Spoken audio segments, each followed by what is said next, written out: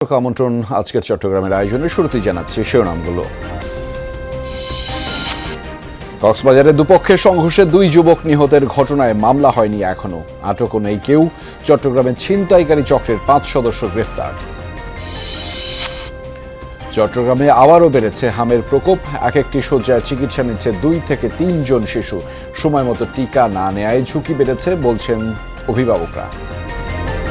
খাইতে হবে, এই জন্য কাজে চলে গেছি, কাজের থেকে আসে টাইম মতো পাইনি, দিতে পারিনি। কিন্তু হামেগুলো মানে দেওয়া হয় না। খবর পাইলে তো আমি দিয়ে দিতাম, খবর পাই না যার জন্য দিতে পারিনি আর কি। চামড়ার বাজারে এখনও কাটেনি অনিশ্চয়তা, ট্যানারি মালিকদের উপস্থিতি নেই চট্টগ্রামের আড়তগুলোতে, লোকসানের সংখ্যায় ব্যবসায়ীরা। একটা ট্যানারি আসো নাই এবং কেউ যোগাযোগও করে নাই। আড়ত দ্বারা লোকসান খাইতে খাইতে আড়ত দ্বারা কমে গেছে।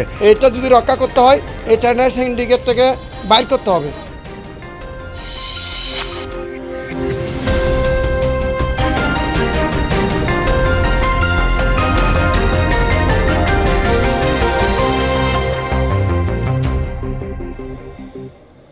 দর্শক, এতক্ষণ শিরোনাম দেখছিলেন, আপনাদের সাথে রয়েছে আমি আহমেদ রেজা। এবার জানাচ্ছি বিস্তারিত। কক্সবাজারে তুচ্ছ ঘটনাকে কেন্দ্র করে দুপক্ষের সংঘর্ষে 2 যুবক নিহতের ঘটনায় মামলা হয়নি এখনো, আটকও হয়নি কেউ। মঙ্গলবার গভীর রাতে পৌরসভার পাহাড়তলী ইসলামপুর এলাকায় পূর্বের বিরোধকে কেন্দ্র করে 2 পক্ষের কথা কাটাকাটি শুরু হয়। এক পর্যায়ে তার সংঘর্ষের রূপ নেয়। এ সময় ছুরিকাঘাতে হৃদয়, আসিফ ও আশরাফুল ইসলাম নামে 3 জন আহত হন। স্থানীয় লোকজন আহতদের উদ্ধার করে কক্সবাজার জেলা সদর হাসপাতালে জরুরি বিভাগে নিলে চিকিৎসক হৃদয়কে মৃত ঘোষণা করেন। অপর 2 জনকে প্রাথমিক চিকিৎসা দিয়ে চট্টগ্রাম মেডিকেল কলেজ হাসপাতালে পাঠালে সেখানে আরও একজন মারা যান। এই ঘটনায় ক্ষোভ ও উদ্বেগ দেখা দিয়েছে স্থানীয়দের মাঝে।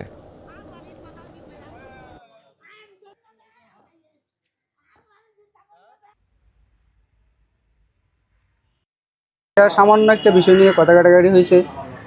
কথা কাটাকাটির মধ্যে আমরা যতটুকু জানতে পারতেছি খোঁজখবর নিয়ে সংঘর্ষ হয়ে গেছে। খালি করে দিয়ে আর ভাইয়েরা খালি করে বেড়াইয়া আর ভাই 3 বুয়া মা সারা ভূত। বাংলা সরকারের কাছে বিনীত অনুরোধ, আমার নিরীহ সন্তানের বিচার এই সরকারের কাছে আমি চাই। তাদেরকে যেন অবিলম্বে গ্রেপ্তার করা হয় এবং চিরুনি অভিযান যেন চালানো হয়, অস্ত্রগুলা যেন উদ্ধার করা হয়। আমাদের জীবনের নিরাপত্তা চাই আমরা সরকারের কাছে।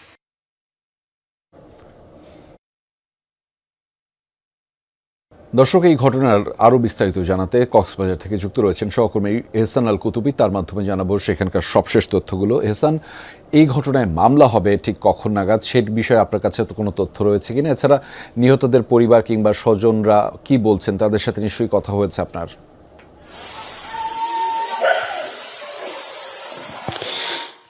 রাজা, আমি ঘটনাস্থলেই আছি। এখানে এই এলাকাটি আসলে রোহিঙ্গা অধ্যুষিত এলাকা হওয়ায় এখানকার মানুষ খুব ভয়ের মধ্যেই দিন কাটায়। তারা সন্ধ্যা হলেই অনেকটা অনিরাপদ মনে করে হাঁটে চলাও তাদের অনেকটা বন্ধ হয়ে যায়। তো গতকালকের যে ঘটনা, এই ঘটনার আমরা ভিন্ন ভিন্ন তথ্য পাচ্ছি।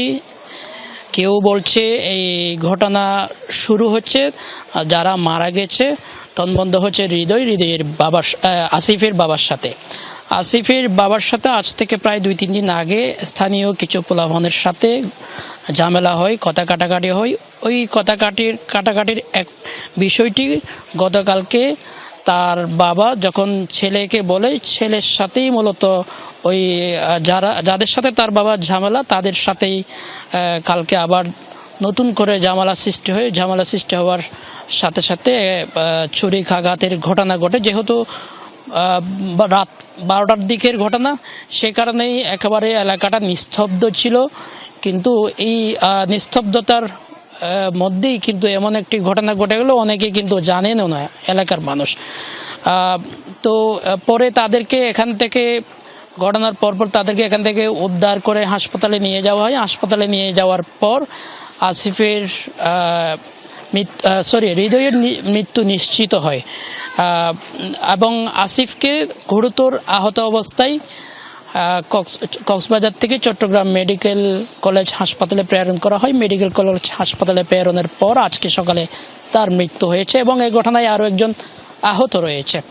এবং এই এখানকার যে বাসিন্দা তাদের সাথে আমরা কথা বলেছি, তারা আসলে বারবার বলছিলেন এই এলাকাতে দীর্ঘদিন ধরে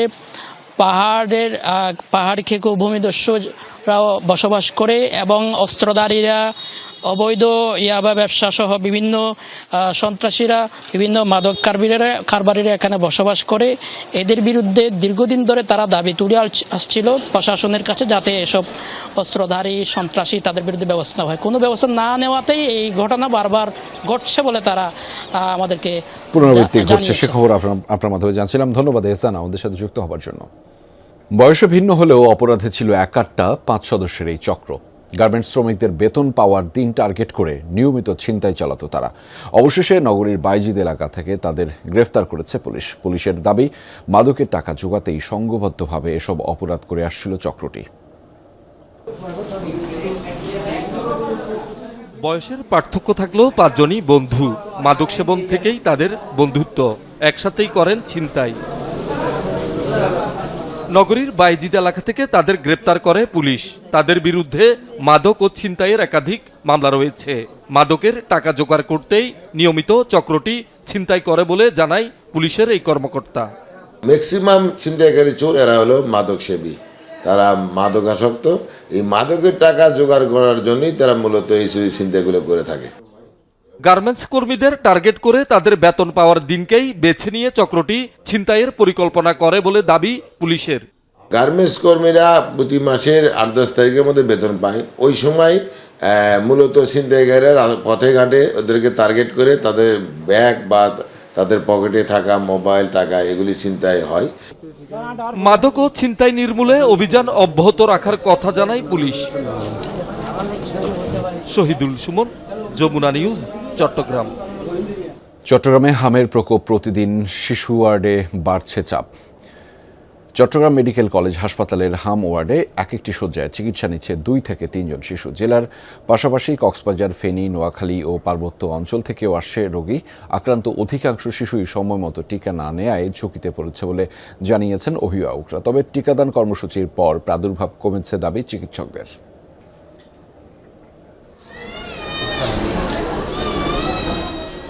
চট্টগ্রাম মেডিকেল কলেজ হাসপাতালের হাম ওয়ার্ডের চিত্র এটি। প্রতিটি শয্যায় ভর্তি 2 থেকে 3 জন শিশু রোগী। নগরী ও 14 উপজেলার পাশাপাশি রোগী আসছে চকরিয়া, কক্সবাজার, মহেশখালী, পেকুয়া, ফেনী, নোয়াখালী ও 3 পার্বত্য জেলা থেকেও। জ্বর, নিউমোনিয়া, শরীরে লালচে দানা আর দুর্বলতা নিয়ে ভর্তি হচ্ছে বেশিরভাগ শিশু। একটু লাল লাল আর রাজ আসছে, আর মুখে একটু ঘা আসছে। তার আবার ফার্নিচার ওই যে দোকানগুলো আছে, এখানে আবার ঔষধ নিয়ে খাওয়াচ্ছি, ডাক্তার দেখাই নেই। প্রথমে হাম উঠছে, হামের থেকে জ্বর উঠছে, জ্বরের থেকে কাশির থেকে মনে করেন কাশ বেশি, অতিরিক্ত কাশ। গায়ে লাল লাল পুষ দেখা দিছে। দেখা দেওয়ার পরে এই লাঞ্চে মানে নিউমোনিয়ার বাপা শিখেছে। আমি 5 ছিলাম 3 দিন, মাঝদি মডার্ন হাসপাতালে 47,000 টাকা দিয়ে এখানে আসছি। 2000 ক্লাসে এখানে জব দিছে, এখানে কোনো চিকিৎসা হবে না, আপনি ডাইরেক্ট চলে যান। তো চিড়ে আছে উপরতলা আসলে 4 জন 3 জন দিয়েছে, একটু হয়েছে। আক্রান্তদের বয়স 3 মাস থেকে 9 বছর। এদের অধিকাংশই নির্ধারিত সময়ে হামের টিকা নেয়নি বলে জানান অভিভাবকরা। কাজ করে খাইতে হবে, এই জন্য কাজে চলে গেছি। কাজের থেকে আসে টাইম মতো পাইনি, দিতে পারিনি। খেয়াল ছিল না, কিন্তু হামেগুলো মানে দেওয়া হয় না, এটা আমার খেয়াল নাই আর কি, মানে ধারণা ছিল না আর কি। আমার টিকাটা দিতে পারিনি আমি।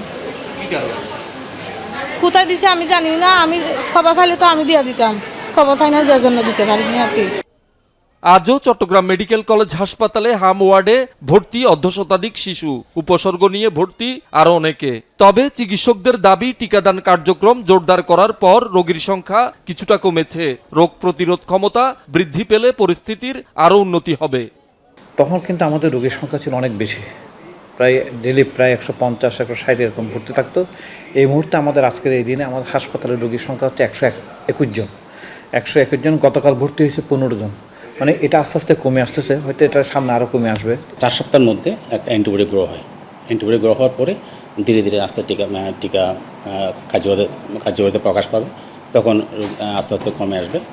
সেই আলোকে আমাদের আশা করছি আমাদের এই সপ্তাহের পর আমাদের হামের প্রকোপ কমে আসবে। চট্টগ্রামে এখন পর্যন্ত নিশ্চিত হামে 3 জন এবং উপসর্গ নিয়ে 9 জনের মৃত্যু হয়েছে। আক্রান্ত হয়েছে 156 জন। শহীদুল সুমন, যমুনা নিউজ, চট্টগ্রাম। দর্শক, হাম পরিস্থিতির আরও খবর জানাতে আমাদের সাথে যুক্ত রয়েছেন সহকর্মী আল আমিন শিকদার। তার মাধ্যমে জানাবো সেখানকার সবশেষ পরিস্থিতিগুলো। আল আমিন, 24 ঘন্টায় হাম ও উপসর্গ নিয়ে নতুন ঠিক কতজন রোগী ভর্তি হয়েছেন এবং সেখানকার সার্বিক অবস্থা আপনি কি দেখছেন? চিকিৎসকরাও মূলত কি বলছেন সে বিষয়ে বিস্তারিত জানাবেন আমাদের।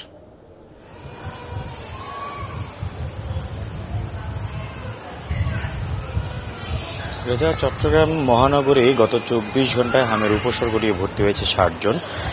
এই উপজেলাগুলোর কথা যদি বলতে চাই, 15 উপজেলায় আমাদের জেলা সিভিল সার্জনের পক্ষ থেকে যে তথ্য দেওয়া হয়েছে সেখানে নতুন করে ভর্তির কোনো সংখ্যা তারা দেয়নি। তবে বলা হচ্ছে যে চট্টগ্রাম মহানগরের হামের যে প্রকোপ সেই প্রকোপটি অনেক বেড়ে গেছে, যার কারণে আমরা দেখছি যে মহানগরের রোগীদের সংখ্যায় কিন্তু বেশি। সেই শিশুদেরকে আমরা দেখছি চট্টগ্রাম মেডিকেল কলেজে হাসপাতালের পাশাপাশি হামের জন্য যে বিশেষায়িত হাসপাতালগুলোকে নির্ধারণ করে দেওয়া হয়েছে, আলাদা ইউনিট করা হয়েছে।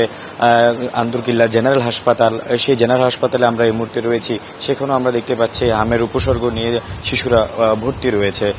ঠিক একইভাবে এই হাসপাতালে বেশ কিছু বেডে আমরা হামের উপসর্গ নিয়ে যে শিশুরা রয়েছে তাদেরকে চিকিৎসা নিতে দেখছি।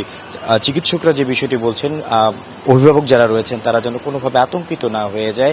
হামের যখনই কোনো ধরনের উপসর্গ দেখা দিবে সাথে সাথে চিকিৎসকের পরামর্শ নিতে বলা হয়েছে এবং প্রথম দিকে বাসায় তাদেরকে চিকিৎসা সেবা দেওয়ার কথা বলা হচ্ছে। যদি ধীরে ধীরে অবস্থার অবনতি হয়, যদি শ্বাসকষ্টের মতো কোনো ধরনের সমস্যা দেখা দেয় এবং জ্বর যদি বেড়ে যায়, সেক্ষেত্রে খুব দ্রুত সময়ের মধ্যে নিকটস্থ যে হামের জন্য বিশেষায়িত যে হাসপাতালগুলো এবং ইউনিটগুলো নির্ধারণ করা রয়েছে সেখানে চলে আসার জন্য বলা হয়েছে। একটি শিশুকে দেখতে পাচ্ছেন যে তার শ্বাসকষ্টে কিছুটা কষ্ট হচ্ছে, অক্সিজেনের সাপোর্ট তাকে নিতে হচ্ছে। এই যে চিত্র সেটাই কিন্তু চট্টগ্রাম মহানগরের বেশিরভাগ হাসপাতালগুলোতেই আমরা দেখছি যে হামে উপসর্গ নিয়ে যারা হাসপাতালগুলোতে আসছে শিশুরা, তারা বিশেষ করে জ্বর বেশি এবং শ্বাসকষ্ট বেশি নিয়ে আসছে। চিকিৎসকরা আতঙ্কিত না হয়ে সে নিকটস্থ হাসপাতালে চিকিৎসকের যে পরামর্শ সেই পরামর্শ চিকিৎসা সেবা নেওয়ার সেই পরামর্শ থাকার ব্যাপারে তারা কথা বলেছেন। সেই খবর আপনার মাধ্যমে জানছিলাম। ধন্যবাদ আলামিন আমাদের সাথে যুক্ত হওয়ার জন্য। কোরবানির ঈদ পেরিয়ে গেলেও চট্টগ্রামের চামড়ার বাজারে এখনও কাটেনি অনিশ্চয়তা। আড়তগুলোতে লবণ দিয়ে সংরক্ষণ করে রাখা হয়েছে হাজার হাজার কোরবানির পশুর চামড়া। তবে এসব চামড়া কখন যাবে ট্যানারিতে, সরকার নির্ধারিত দাম মিলবে কিনা, আর আগের বছরের মতো আবারও লোকসানের মুখে পড়তে হবে কিনা, এমন নানা শঙ্কায় দিন পার করছেন ব্যবসায়ীরা। এরই মধ্যে কমেছে ব্যবসায়ীর সংখ্যা, বেড়েছে অস্তিত্ব সংকটের আশঙ্কাও।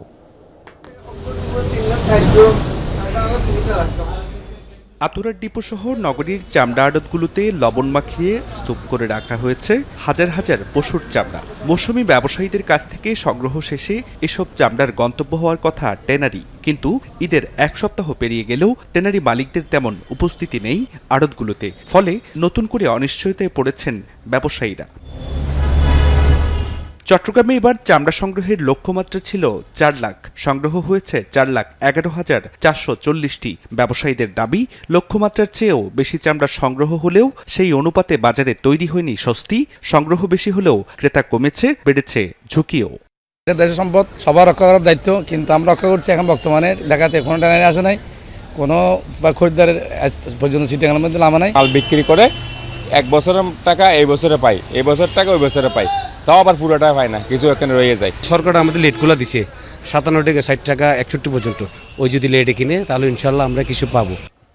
চামড়া আড়তদার সমিতির তথ্য বলছে, একসময় যেখানে প্রায় 150 ব্যবসায়ী এই খাতে সক্রিয় ছিলেন, সেখানে এবার সেই সংখ্যা নেমে এসেছে মাত্র 30-এ। বকেয়া, লোকসান আর অনিশ্চয়তায় একের পর এক ব্যবসায়ী সরে যাওয়ায় সংকুচিত হয়েছে পুরো বাজার কাঠামো।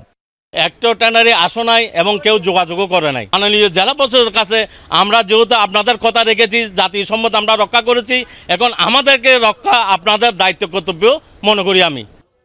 ব্যবসায়ীরা বলছেন, চট্টগ্রামের বাজার কার্যত নির্ভর করছে ঢাকার ট্যানারিগুলোর ওপর। কিন্তু ট্যানারি মালিকরা যদি সরকার নির্ধারিত দামেই চামড়া না কেনেন, তাহলে লোকসানের বোঝা আবারও আড়তদারদের কাঁধেই পড়বে। ফলে এখন তাদের অপেক্ষা সবকটি চামড়া বিক্রির পূর্বের বকেয়া টাকা ফেরতের অস্তিত্ব টিকিয়ে রাখার।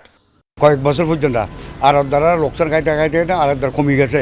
এবার আমাদের নতুন প্রধানমন্ত্রী আছে, নতুন সরকার আছে, ওনাদের কাছে অনুরোধ করব বাণিজ্য মন্ত্রণালয়ের নির্দিষ্ট দাম দ্বারা আমরা আড়ত দ্বারা লবণযুক্ত চামড়াগুলো বিক্রি করতে পারি। বাংলাদেশের একটা জাতীয় ব্যবসা ছিল, এটা একটা রপ্তানিমূলক ব্যবসা ছিল, এটা যদি রক্ষা করতে হয় এটা সিন্ডিকেট থেকে বাইর করতে হবে। বুলু এবং কাঁচা যদি দ্রুত রপ্তানি দেয় দেখবেন চামড়া একটা ফুসবে না। সংগ্রহ করা এসব লাখো চামড়া শেষ পর্যন্ত কত দামে বিক্রি হবে আর এই খাতে টিকে থাকা বাকি ব্যবসায়ীরা আগামী মৌসুম পর্যন্ত টিকে থাকতে পারবেন কিনা এখন সেই প্রশ্নই প্রাসঙ্গিক। জুবাইর রিফাত, যমুনা নিউজ, চট্টগ্রাম। দর্শক, এই ছিল আজকের চট্টগ্রামের আয়োজনে। এতক্ষণ সাথে থাকার জন্য আপনাদের সবাইকে ধন্যবাদ।